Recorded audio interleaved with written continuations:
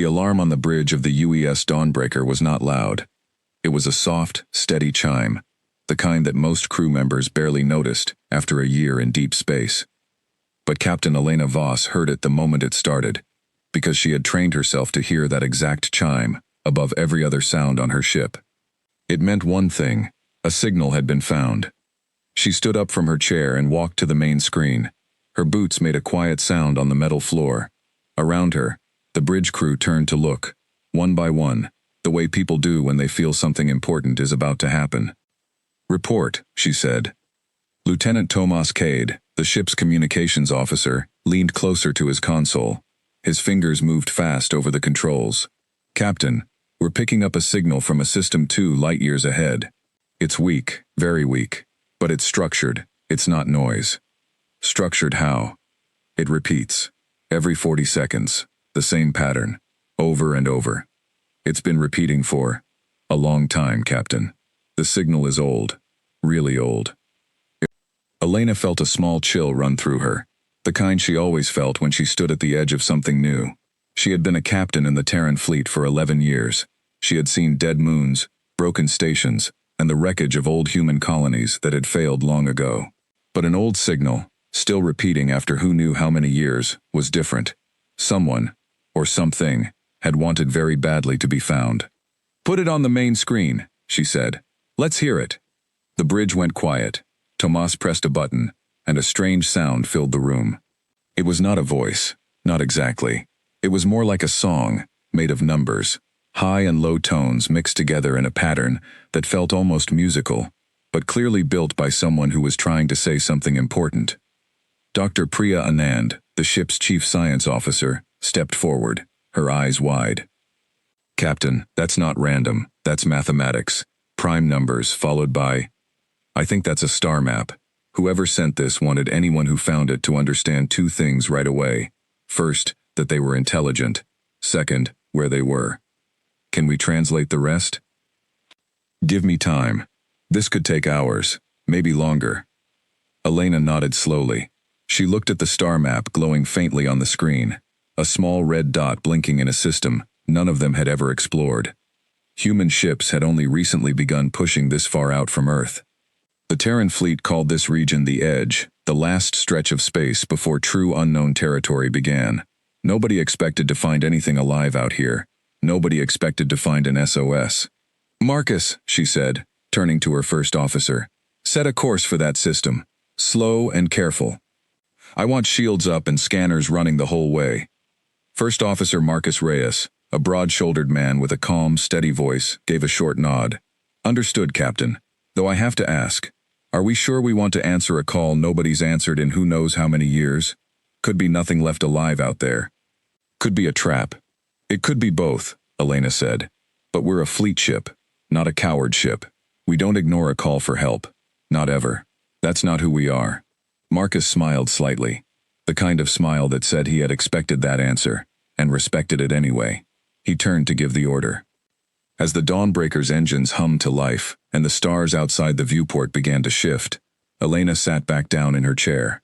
She thought about Earth, far behind them now, and about the human empire that had grown so large in the last 200 years. Humanity had spread across dozens of systems since the first jump drives were built.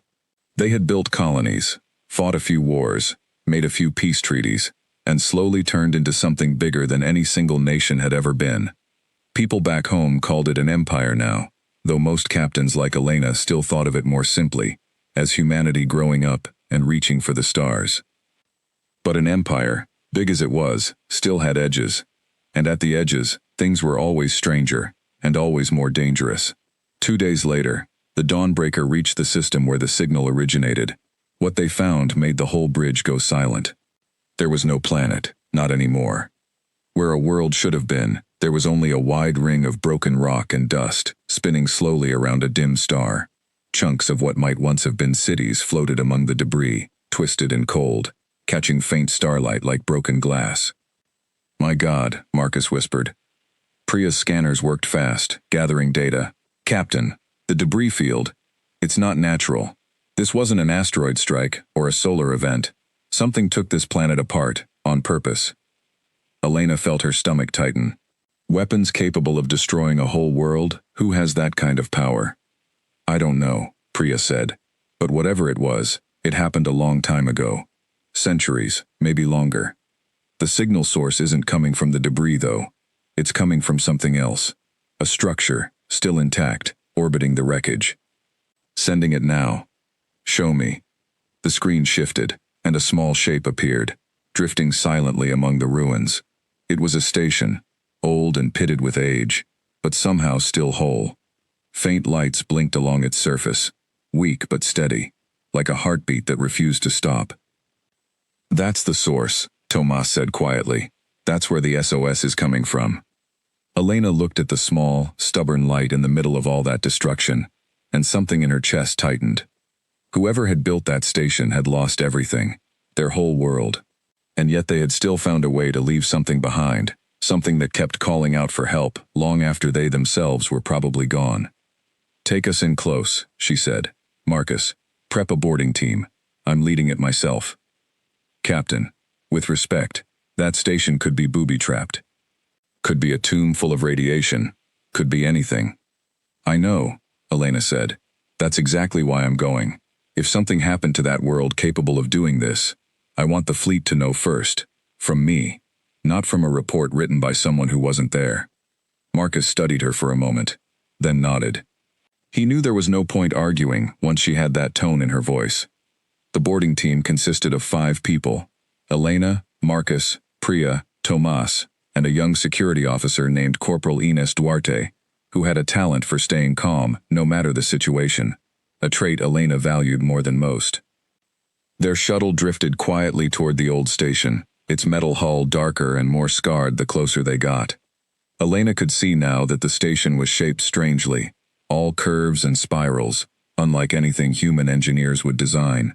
The builders, whoever they were, thought about space differently than humans did. They docked with careful precision, the shuttle's airlock sealing against a hatch that, remarkably, still worked. As the door slid open with a groan, releasing a puff of stale, cold air, Elena stepped through first, her flashlight cutting through the darkness.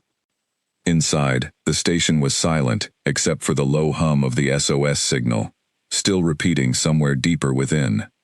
The walls were covered in strange markings, some kind of writing, most of it faded or damaged. This place is ancient, Priya said, running a scanner over the wall. The materials here, I don't recognize half of them. This wasn't built with technology anything like ours. Do we know who they were? Elena asked. No name yet, Priya said. But look here. She pointed her light toward the wall, where an image had been carved, worn, but still visible.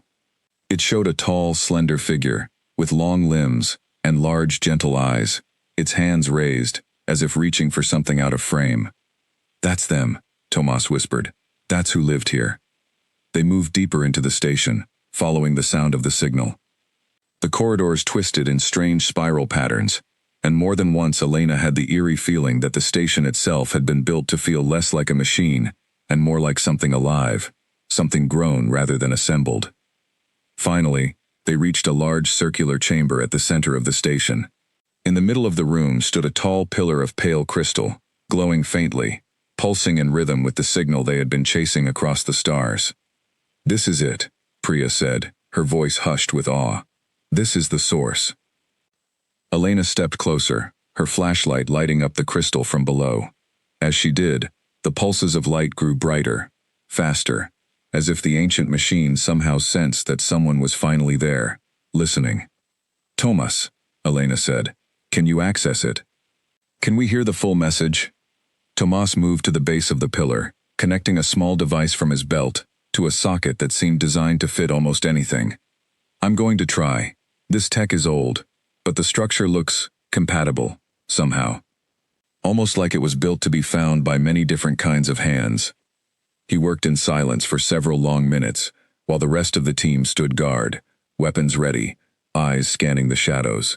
Finally, Tomas straightened up. I think I have it, he said. The translation engine is old, but it's working. Captain, do you want to hear it now, or wait until we're back on the ship? Elena looked at the glowing crystal, at the ancient carvings on the walls, at the silent ruins of an entire world floating outside. She thought of all the people who had died here, and of the message that had outlived every single one of them, calling out into the void for so long, hoping someone, anyone, would finally come. "Play it," she said, "right here." They waited long enough. Tomas nodded, and pressed the final control. For a moment, nothing happened. Then a voice filled the chamber, translated by the small device into words the humans could understand, though it still carried strange, musical undertones beneath the human words, echoes of the original language. "To whoever finds this message," the voice said, calm but heavy with sorrow, "we are the Caliph. Our world is gone. Our people are gone. What you see around you was once our home, filled with life, art, and hope, much like yours may be now.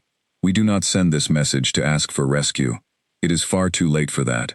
We send it as a warning, and as a gift, to whoever is wise enough, and brave enough, to listen." The voice paused, and the pulsing light of the crystal dimmed slightly, as if gathering strength before continuing. "There is something out there, beyond the stars you know, older than memory, that consumes worlds like ours, and will one day come for yours too.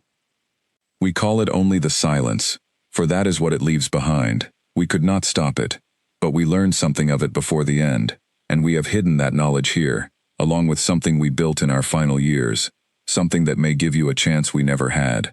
Find it, use it. Do not make our mistake of waiting too long to prepare." The voice fell silent, and the chamber grew quiet again, except for the steady pulse of the crystal, still glowing faintly in the dark. Elena stood still for a long moment, her heart pounding. Around her, the rest of the team looked just as shaken. Marcus was the first to speak. "Captain," he said quietly, "I think we just found something a lot bigger than an old distress call." Elena nodded slowly, her eyes fixed on the pulsing crystal. She had come out here expecting, at most, to find survivors, or perhaps the remains of a small, forgotten colony.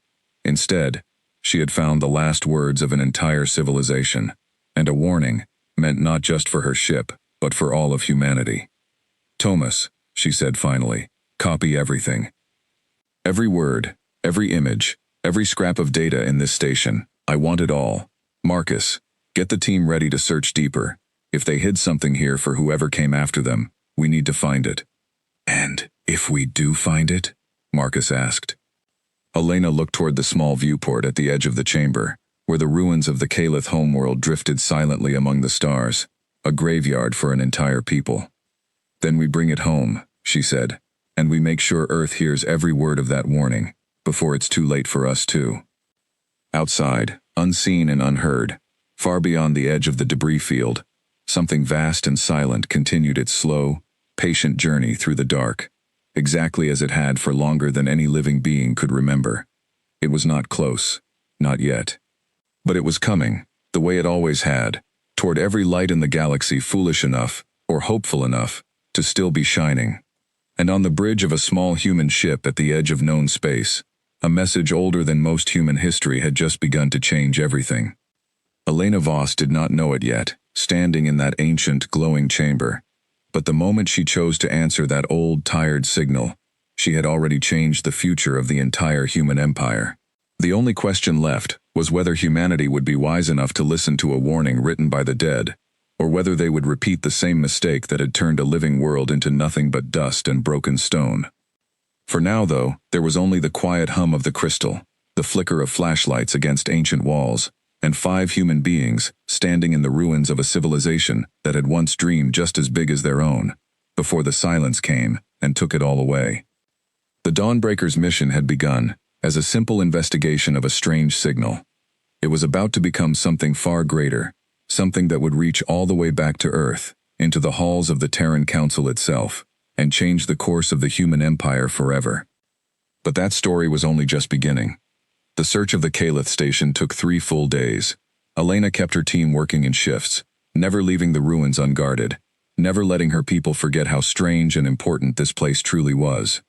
Every hour brought new discoveries, rooms filled with data crystals, chambers lined with strange machines that hummed faintly when touched, and more of those haunting wall carvings showing tall, slender figures with gentle eyes, standing together, in what looked like peaceful gatherings, long before whatever ended them.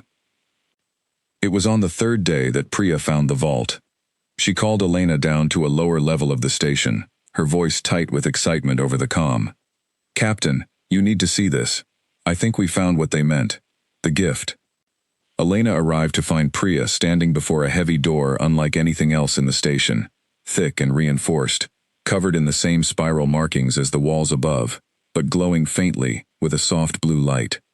"It reacted to our scanners," Priya explained. "Like it was waiting. I think it's some kind of vault, built to survive anything. The energy signature inside is incredible, Captain. Whatever's behind this door still has power after all this time. Can we open it?" "I think so. But Captain, I want to be honest with you. We have no idea what's inside. It could be information. It could be a weapon. It could be nothing but old junk that means something only to them. We should be careful." Elena nodded slowly, glancing at Marcus, who stood a few steps back with his hand resting near his weapon, ready for anything. "Open it," she said, carefully.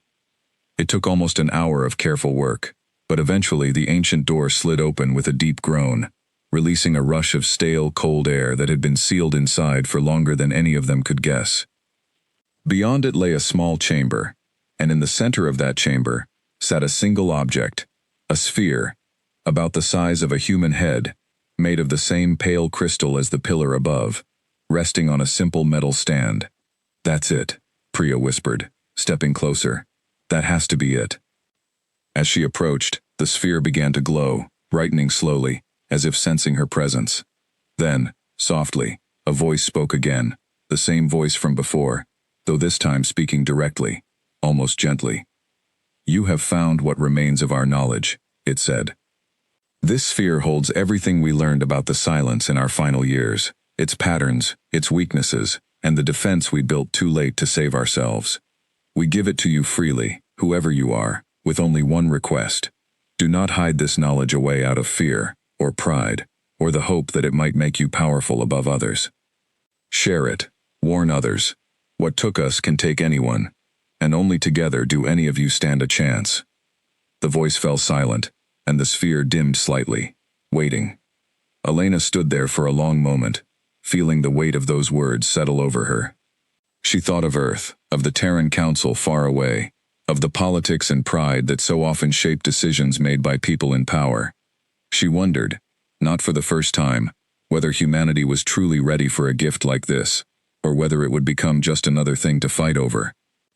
"Bring it aboard," she said finally, carefully, "and Priya, I want you personally overseeing its study. Nobody touches this without you present. Understood?" "Understood, Captain." Back aboard the Dawnbreaker, the mood among the crew had shifted.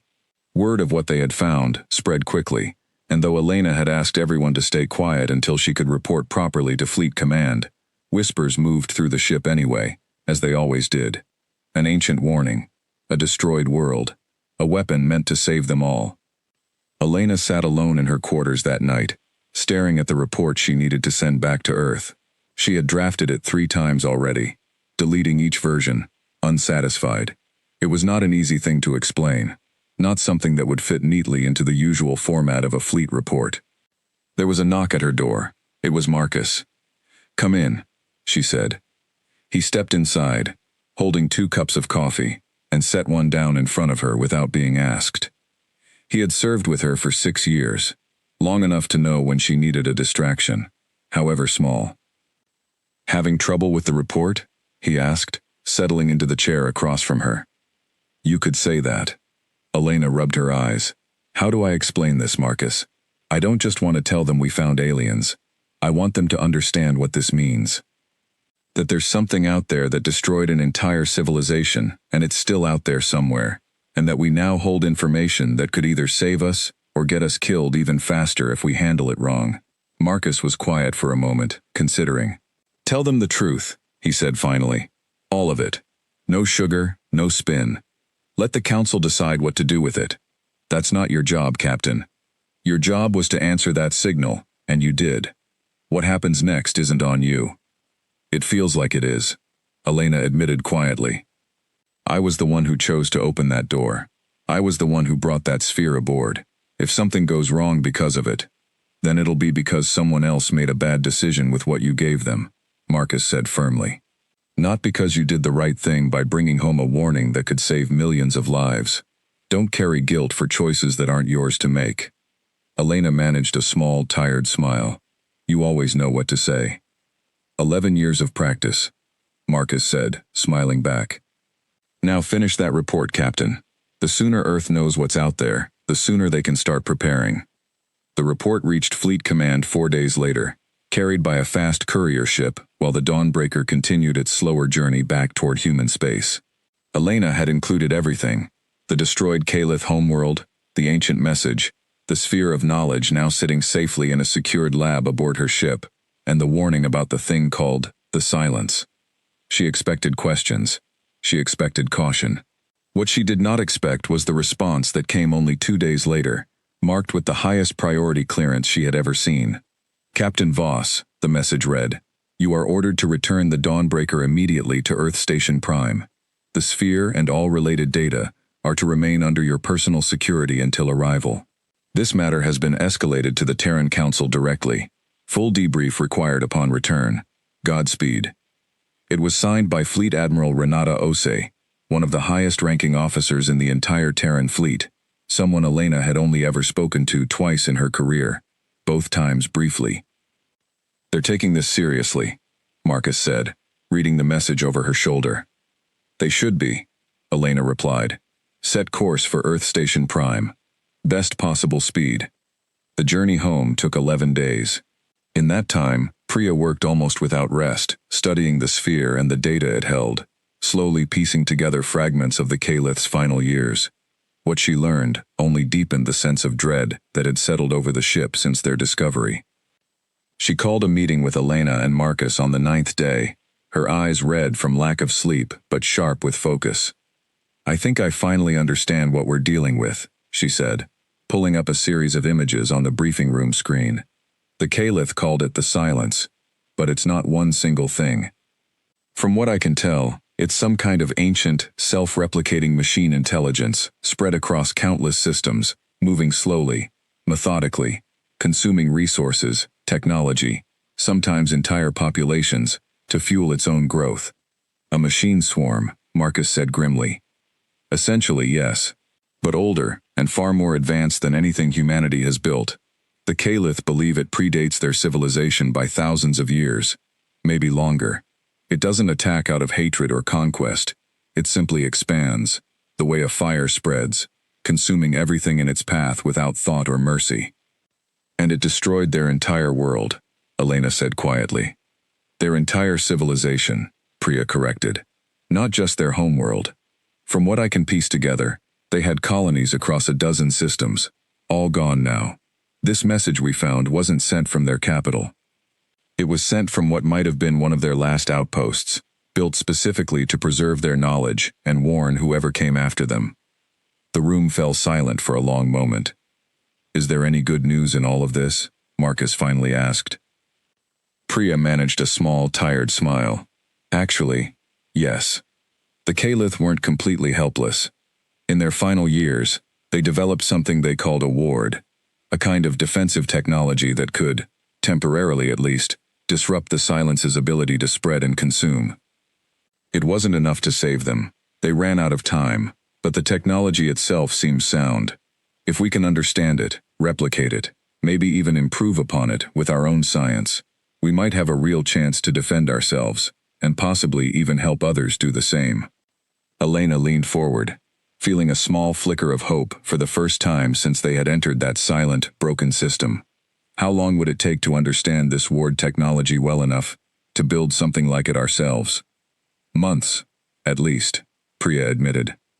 Maybe longer, depending on how much support we get from fleet science divisions once we're home. This isn't simple technology, Captain.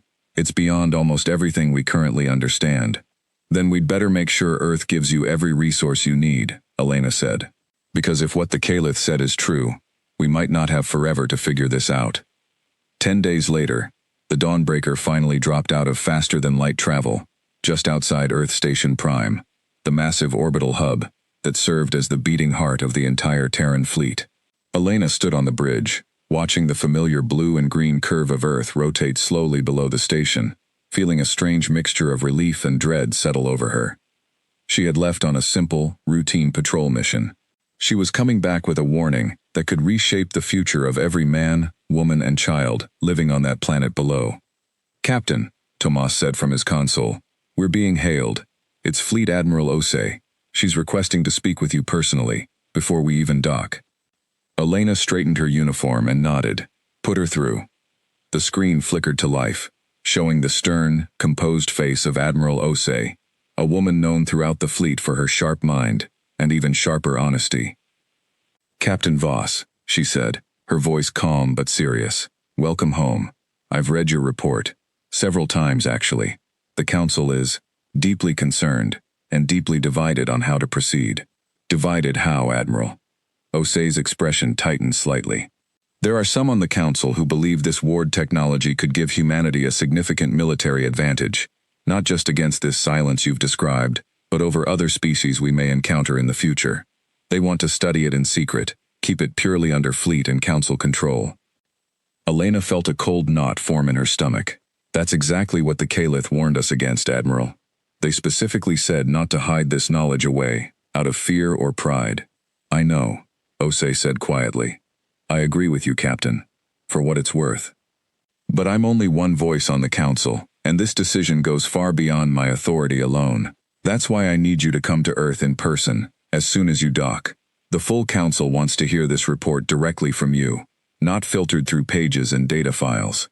From the person who was actually there." Elena glanced at Marcus, who gave her a small, steady nod, the same kind of quiet support he had offered her many times before. "Understood, Admiral," Elena said. "We'll be there." The screen went dark, and for a long moment, the bridge was silent, except for the low hum of the ship's systems.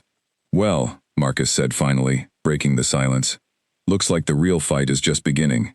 And this time, it's not against some ancient machine swarm out in the dark.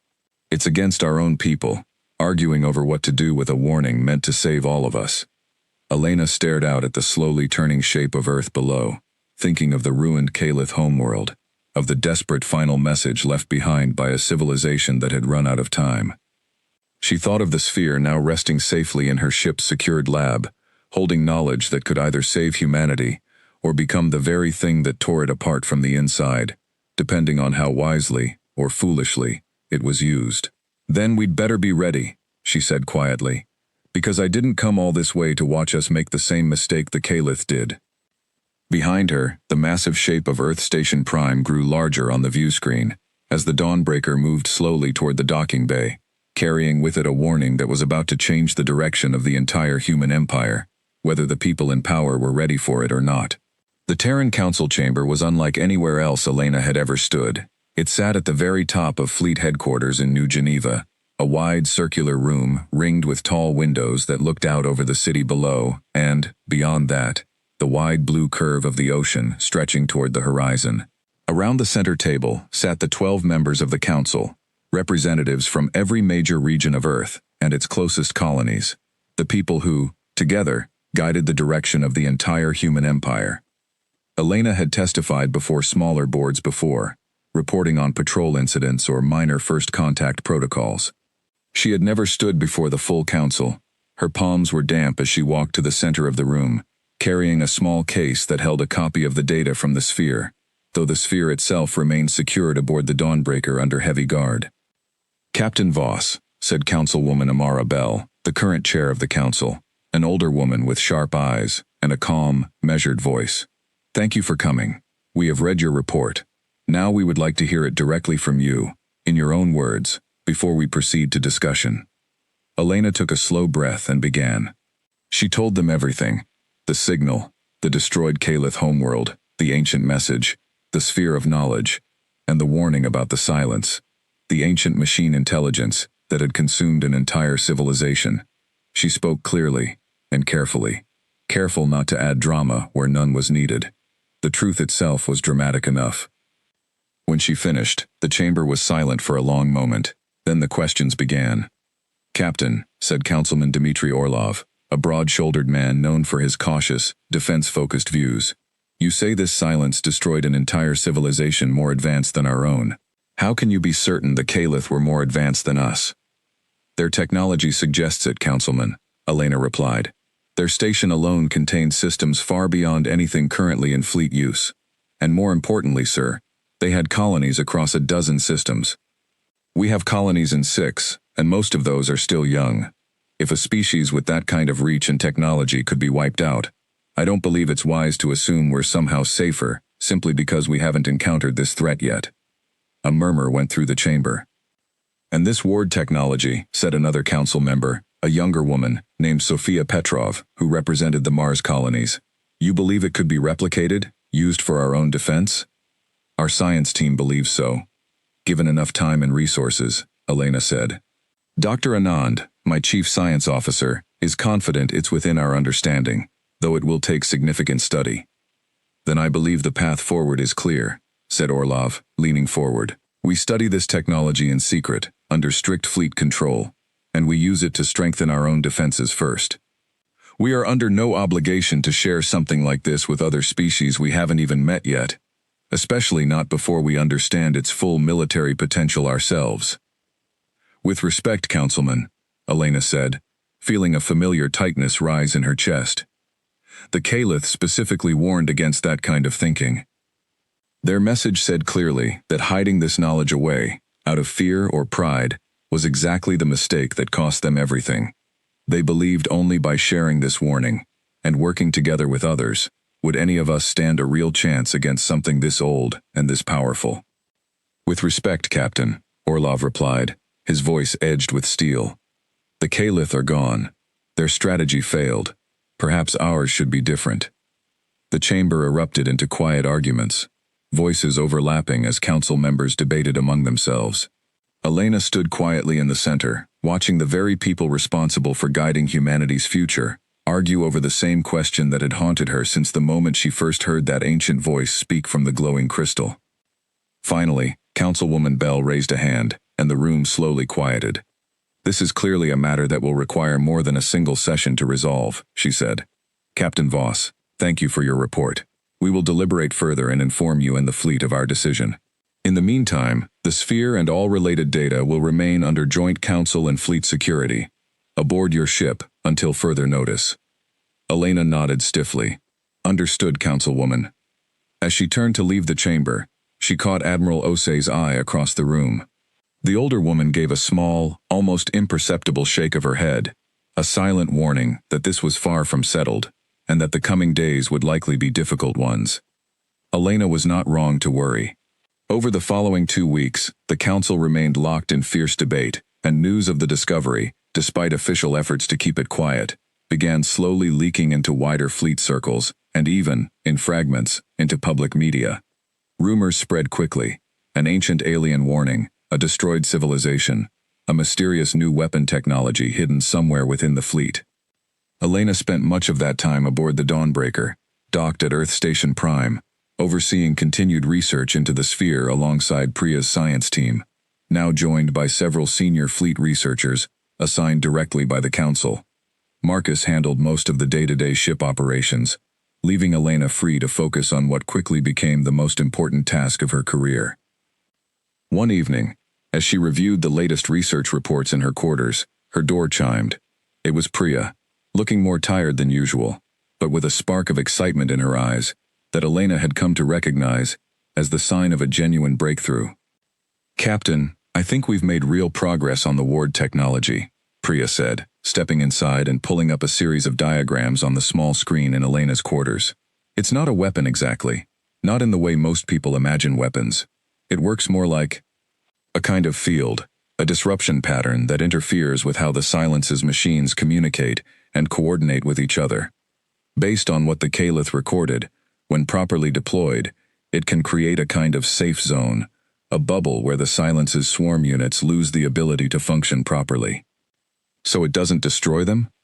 Not directly, no, but it effectively blinds and isolates them, cutting off whatever hive-like coordination allows the swarm to consume so efficiently. The Caliph believed that with enough ward generators working together, entire systems could be protected, buying time for evacuation, or even allowing for a coordinated counterattack while the swarm units are disoriented. Elena felt a small surge of hope at that. That's exactly the kind of thing that could convince the Council to share this technology, rather than hoard it. A defensive tool, not an offensive weapon. Something that protects lives rather than threatens them. That's what I thought too, Priya said. I've included that in my latest report to the Council Science Committee. I'm hoping it shifts the conversation in the right direction. It did shift the conversation, though not entirely in the way either of them had hoped. 3 days later, Elena was called to another council session, this time smaller, more focused, attended only by a handful of senior members alongside Admiral Osei and 2 senior fleet scientists. Councilwoman Bell wasted no time getting to the point. Captain, Dr. Anand's report on the defensive nature of the Ward technology has been persuasive to several members of this council, she said. However, there remains significant disagreement over one central question. Do we share this discovery and the resulting technology with the wider galactic community, including species we have only just begun making contact with, or do we develop it quietly first, ensuring humanity's safety before considering wider distribution? Councilwoman, Elena said carefully, with respect, I understand the instinct to protect our own people first. That's natural, and I don't fault anyone for feeling that way. But the Calith's warning wasn't just about defense. It was about the danger of waiting too long, of thinking there would always be time later to reach out to others. They ran out of time. If the silence truly moves as slowly and methodically as the data suggests, spreading across systems over centuries, then every civilization it eventually reaches faces the exact same choice the Calith faced, and most of them will likely make the same mistake, unless someone breaks that pattern first. Orlov, seated near the back of the room, spoke up again, his voice firm, but no longer quite as sharp as before. And you believe humanity should be the one to break that pattern, Captain? A species barely 2 centuries into space travel, taking on the responsibility of warning the entire galaxy? I believe, Elena said slowly, choosing her words with care, that we were the ones who found this message. We were the ones the Calith's warning reached first.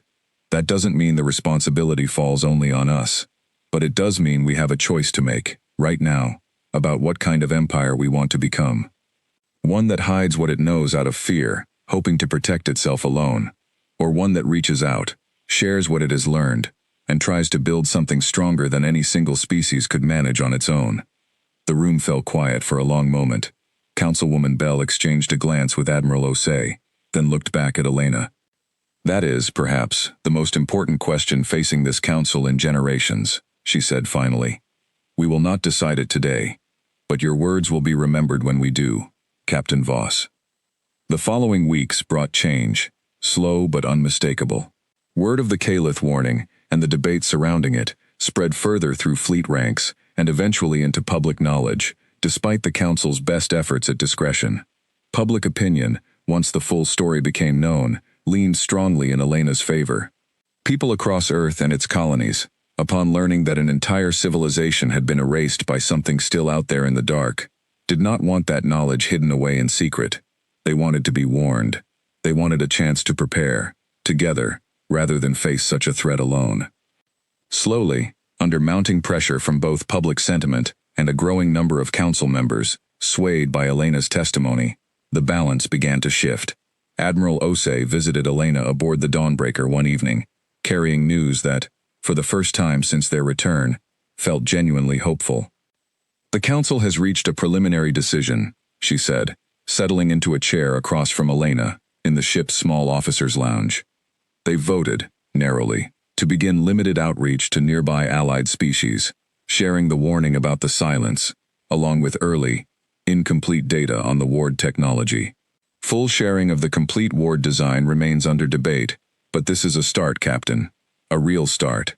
Elena let out a slow breath, feeling some of the tension she had carried for weeks finally begin to ease. That's good news, Admiral. Better than I expected, honestly. Don't celebrate too quickly, Osei said, though a small smile tugged at the corner of her mouth. There's still fierce resistance among some council members, and Orlov in particular has not given up his push for a more controlled, defense-only approach. But you've shifted something here, Captain. Something that matters. I've served on this fleet for 30 years, and I've rarely seen a single officer's testimony change the direction of council policy this significantly. I just told them the truth, Elena said quietly, and reminded them what the Calith paid for staying silent too long. Sometimes, that's exactly what's needed, Osei said, a voice willing to say the difficult thing, clearly, without flinching. She paused, then added, more seriously, "There's something else, Captain. With this decision comes a new assignment. The Council wants to establish a dedicated task force, focused entirely on preparing humanity for the threat the Caliph warned us about, gathering allies, refining the ward technology, scouting for any sign of the Silence's movement through nearby systems. They want you to lead it." Elena blinked, caught off guard. "Me?" "You," Osei said simply. "You found this warning. You carried it home despite the risks. And you convinced this council, against significant resistance, to choose the harder, wiser path, instead of the easier, more selfish one.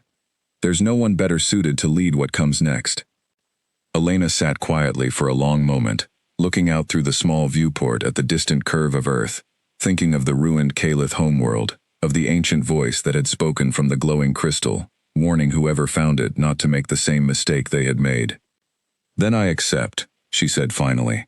"But Admiral, I want it clearly understood, from the very beginning, this task force isn't just about protecting humanity. It's about honoring the Caliph's warning fully, sharing it wisely, and giving other species out there the same chance to prepare that we've just been given ourselves. If we're going to do this, we do it their way. Not out of fear, out of hope that together we can actually stand a chance." Admiral Osei studied her for a long moment, then nodded slowly. "Agreed, Captain. Let's get to work." Outside the viewport, Earth turned slowly in the dark, unaware of just how close it had come to repeating an old, tragic mistake, and unaware, too, of just how much its future had already begun to change, one difficult decision at a time. 6 months passed quickly once the task force began its work. Elena barely recognized her own life anymore. She was still a captain, still in command of the Dawnbreaker, but her days now revolved around briefings, negotiations, and constant travel between systems, as she worked to build what the Council had started calling, somewhat informally at first, the Coalition. It had not been easy. Convincing the Terran Council to share the Caliph's warning was only the first step. Convincing other species to trust that warning, coming from a relatively young empire they barely knew, proved far harder. The first contact came with the Varan, a cautious, insect-like species humanity had traded with for nearly a decade, but never grown particularly close to.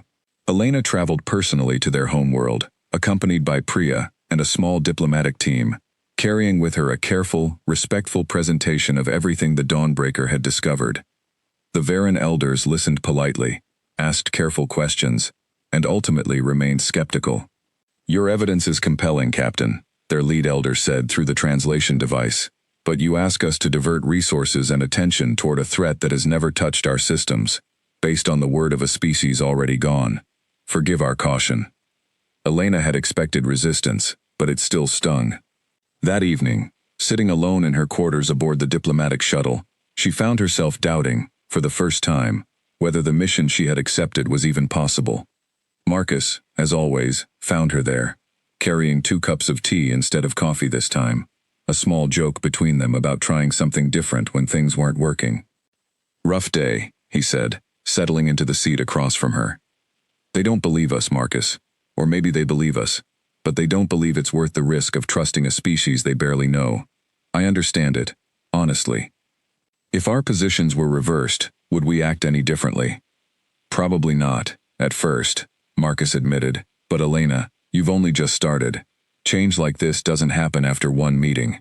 It happens slowly, one relationship at a time, one piece of evidence at a time. You didn't convince the entire Terran Council in a single session either, if I remember right." Elena managed a small, tired smile. "Fair point." "Give it time," Marcus said. "And in the meantime, maybe we focus on species who might be a little more motivated to listen." That advice led them, 3 weeks later, to the Tuscar, a proud, warrior-focused species who had clashed with humanity twice, in minor border skirmishes, over disputed mining rights, but who valued strength and preparedness above almost anything else in their culture. Elena approached the meeting differently this time, focusing less on abstract warnings and more on hard data, star charts showing the pattern of destroyed systems the Caliph had recorded before their end, projected timelines showing how such patterns, if they held true, might eventually reach Tuscar territory within a few generations. The Tuscar War Council chief, a towering figure named Vekon Dross, studied the data with sharp, focused eyes. "You bring us evidence of an enemy capable of destroying an entire civilization," he said finally, his deep voice carrying clear authority. "And you offer partnership rather than conquest. That is unusual for a species we once fought over mining rights." "We're not interested in old conflicts, Chief Dross," Elena said carefully. "We're interested in survival, yours and ours. What we're offering is a chance to prepare together, rather than face this threat separately, and likely fail separately, the way the Caliph did." Dross studied her for a long moment, then let out a low, rumbling sound that Elena eventually learned was the Tuscar equivalent of respectful laughter. "You have courage, Captain. Coming here after our past disputes, asking for trust. Very well. The Tuscar do not fear preparation. We will study your data. If it proves true, you will find no more determined ally against a threat like this than my people." It was not a full agreement, not yet, but it was progress, and Elena left that meeting with something she had been sorely missing since the Varan's cautious rejection: genuine hope. Over the following months, the pattern repeated again and again, sometimes with success, sometimes with frustrating delay. Some species listened readily, moved by the tragedy of the Caliph, and eager to avoid a similar fate. Others remained cautious, requiring extensive proof, careful diplomacy, and patient relationship building, before agreeing to even limited cooperation. Slowly, though, the coalition began to grow. Alongside the Tuscar, 3 smaller species joined within the first 4 months, each bringing their own resources and knowledge: advanced sensor technology from the quiet, scholarly Mirren, strong shipbuilding expertise from the resourceful Yalthik, and detailed knowledge of ancient star charts from the long-lived, patient Corvi, a species who, remarkably, had encountered fragments of Caliph history themselves, generations ago, though they had never fully understood what they meant until now. Priya's research team, now expanded to include scientists from several allied species, made steady progress on the Ward technology as well. What had once been fragmented, half-understood data from an ancient alien sphere slowly became something more concrete. Working prototypes, tested first in simulations, then in careful, controlled field trials on the edge of human space. The first successful full-scale test of a Ward generator took place 7 months after Elena's initial testimony before the Terran Council. Elena stood aboard the Dawnbreaker, watching through the viewport as a specially built satellite, roughly the size of a small moon base, powered up for the first time, deployed at the edge of a quiet, uninhabited system, chosen specifically for the test. "Powering up now," Priya reported from the science station, her voice tight with focus. "Field strength climbing, 20%, 40, 60. The bridge crew watched in tense silence as the readings climbed steadily upward. 80%, 100. Field stable. Priya's voice cracked with excitement. "Captain, it's working. The disruption field is holding steady, exactly as the Caliph data predicted."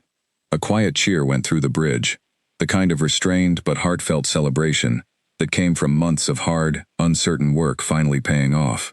Elena allowed herself a small, relieved smile, though she knew, deep down, that this was only the beginning.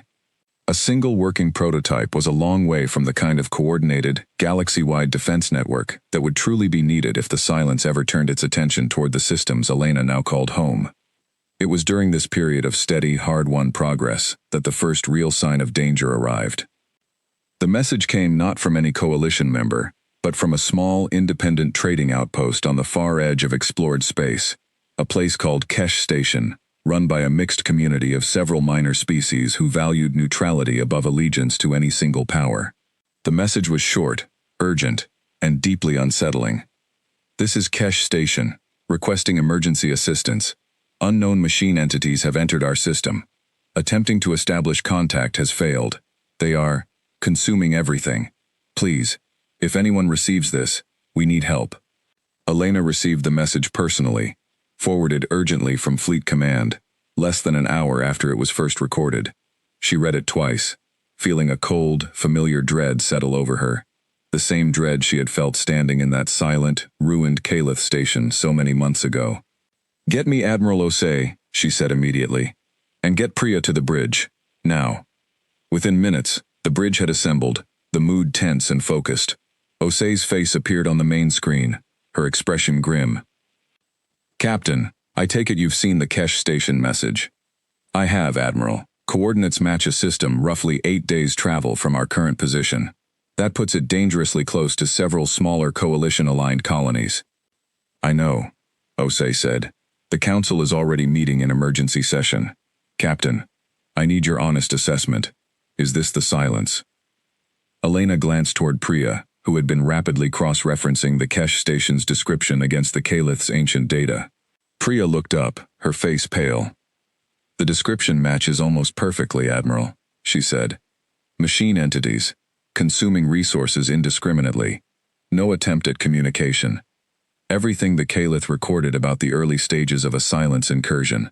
If this is truly them, then it means the threat has moved much closer to coalition territory than any of us expected. We thought we had years to prepare. Maybe we only have months." The bridge fell silent, the weight of that realization settling heavily over everyone present.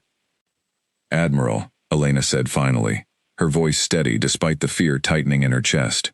"Request permission to take the Dawnbreaker, along with whatever additional fleet and coalition support can be gathered on short notice, to Kesh Station immediately. If this really is the silence, we need direct data, direct observation, and if at all possible, a chance to test the ward technology under real conditions, not just controlled simulations." Osei studied her for a long moment, clearly weighing the enormous risk of such a mission against the desperate need for real information. Finally she nodded. "Permission granted, Captain. I'll coordinate with the Council and pull together whatever additional support we can gather in the next 24 hours. But Elena," she added, her voice softening slightly, dropping the formal address for just a moment, "be careful out there. We've spent 7 months preparing for exactly this moment, but preparation and reality are never quite the same thing." "Understood, Admiral," Elena said. "We'll be careful. But we can't afford to hesitate either. Not after everything the Calith paid for hesitating themselves." As the screen went dark, Elena turned to her crew, feeling the familiar mixture of fear and determination that had carried her through every difficult decision since that first quiet chime on the bridge so many months ago. "Marcus, set course for Kesh Station. Best possible speed. Tomas, reach out to our coalition allies, specifically the Tuscar and Yalthik. If anyone can move ships quickly to support us, it's them. Priya, I want every scrap of ward technology data ready to deploy the moment we arrive, along with your best analysis of exactly what we might be facing." The bridge crew moved quickly into action, the ship humming to life around them as the Dawnbreaker turned toward Kesh Station and the growing darkness that awaited them there. Elena stood at the center of it all, watching the stars shift on the view screen as the ship began its journey, thinking of the ancient, patient warning that had started this entire journey so many months ago. The Caliph had run out of time before they could finish preparing. Elena intended to make sure humanity, and the young, fragile coalition they had built together, would not make that same mistake. But as the ship surged forward into the dark, she couldn't shake the growing feeling that everything they had built so far, all the careful diplomacy, all the painstaking research, all the fragile trust built between so many different species, was about to be tested in the most dangerous way possible. The silence was no longer just an ancient warning from a dead civilization. It was here, real and immediate, and the next few days would determine whether everything humanity had worked so hard to build would be enough to survive its arrival. The 8-day journey to Kesh Station felt far longer than that to Elena. She spent most of it in the ship's briefing room with Priya and Marcus, reviewing every scrap of Calith data they had, planning for a fight none of them had ever truly trained for. Along the way, true to their word, both the Tuscar and Yalthik sent ships to join them. By the time the small fleet dropped out of faster-than-light travel at the edge of the Kesh system, 11 ships flew together, the Dawnbreaker and 2 smaller fleet cruisers, 4 heavily armed Tuscar warships, and 4 Yalthik support vessels, each carrying a portable ward generator, hastily but carefully prepared over the past week. What they found at Kesh Station made even the battle-hardened Tuscar captains go quiet over the comm channels. The station itself, once a modest trading hub, was almost entirely gone, its structure torn apart, and half consumed by a strange, dark mass that clung to the wreckage like living metal. Around the ruins, dozens of small, angular machine units moved with slow, methodical purpose, drifting between pieces of debris, breaking them down further, absorbing the material into themselves. "My God," Marcus whispered, staring at the screen. "It's exactly like the Caliph described. It's eating the whole station." "Life signs?" Elena asked, though she already feared the answer. "Minimal," Tomas reported grimly. "A handful of survivors, maybe. Life pods drifting near the outer debris field. No response to hails." "Priya, talk to me. What are we looking at?" Priya's hands moved quickly over her console, cross-referencing the scans against the ancient Caliph data. "Captain, these units match the early description almost perfectly. Small, self-replicating machines, working together in a loose coordinated swarm. Individually, they're not especially powerful, but together, given enough time, they can consume almost anything. The good news is, this looks like an early incursion, not a full silence fleet. If the Caliph data holds true, this might be small enough for the Ward technology to actually make a real difference." "And the bad news?" Marcus asked. "The bad news is, if we don't stop it here, it'll keep growing, consuming more material, building more units, until it becomes something far harder to contain." Elena took a slow breath, steadying herself. "Then we stop it here. Marcus, coordinate with the Tuscar and Yalthic captains. I want the Ward generators positioned to create overlapping fields, exactly like we planned. Priya, the moment those fields are active, I want you monitoring the swarm's behavior closely. If this works the way the Caliph described, we should see their coordination start to break down." "And if it doesn't work?" Marcus asked quietly. Elena looked at the screen, at the slow, patient destruction unfolding before them, and thought of the Caliph's final message, the desperate hope buried within their warning. "Then we adapt," she said. "But we don't run. Not after everything it took to get here." The battle, if it could even be called that, unfolded slowly and carefully rather than in a single dramatic clash. Under Elena's coordination, the 4 Yalthic support vessels moved into position at the edges of the debris field, careful to stay just outside the range of the swarm's slow advance. One by one, their Ward generators powered up, each contributing to a growing, overlapping field of disruption stretching across the heart of the ruined station. "Field strength climbing," Priya reported, her voice tense with focus.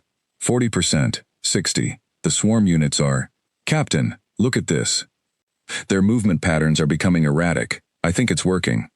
On the main screen, the small, angular machines that had been moving with such slow, methodical purpose began to falter, drifting aimlessly, some colliding gently with pieces of debris as their coordination broke down under the disruptive field.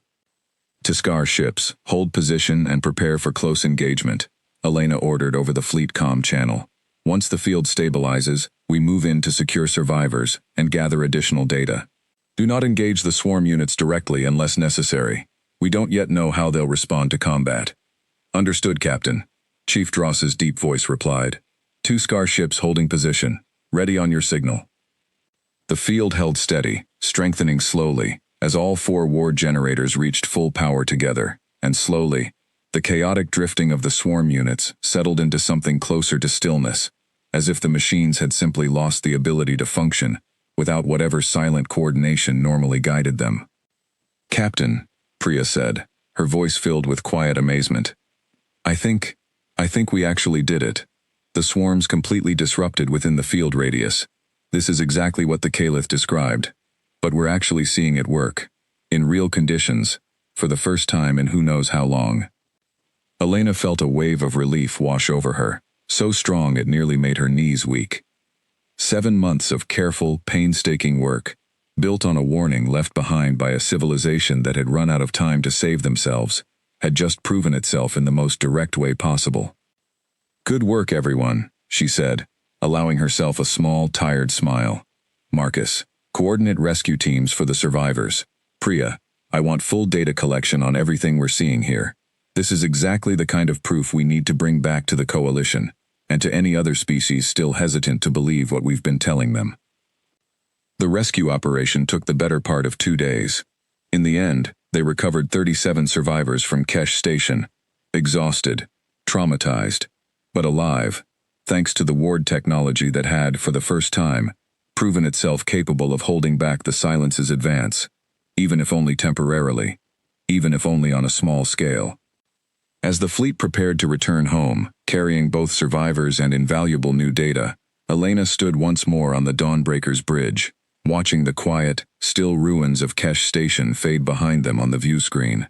The swarm units, disrupted but not destroyed, remained frozen within the fading edge of the ward field, a stark, quiet reminder of both the danger they now faced and the fragile, hard-won hope they had found in facing it together. Message coming in from Fleet Command, Captain, Tomas reported.